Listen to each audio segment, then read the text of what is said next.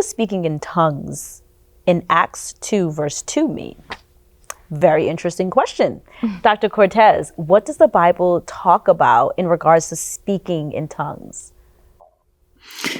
Excellent question. Acts 2, verse 2 says, and I will read here, and suddenly there came from heaven a sound like a mighty rushing wind, and it filled the entire house where they were sitting. Verse 3, and divided tongues as of fire appeared to them and rested on each one of them.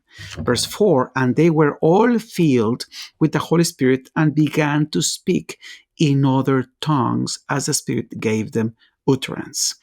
So here, the Luke tells what happened at the beginning of the story of the church. This is the day of Pentecost, the day in which the new covenant was being inaugurated, the moment in which the disciples begin to preach the good news of the new covenant, the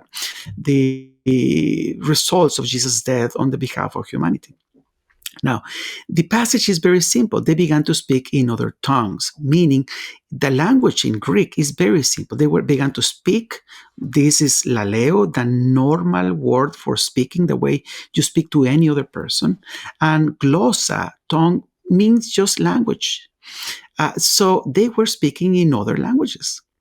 And then if you continue to read Acts chapter 2, you're going to find that there were people from many different countries in the world that speak many different languages. So the disciples were speaking in the tongue, in the language of these other persons. So if that happened today, well, in that time there were people from Rome, there were people from Bithynia and other parts of the world, and each one of them heard the message being spoken to them by one of the disciples in their own language.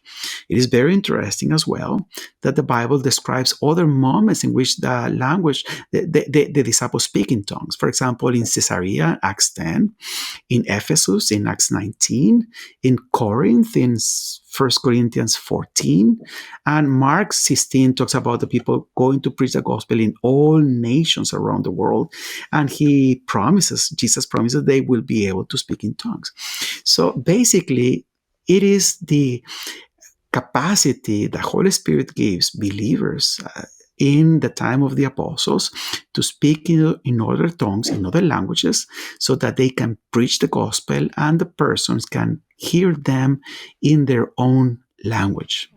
Oh, thank you so much.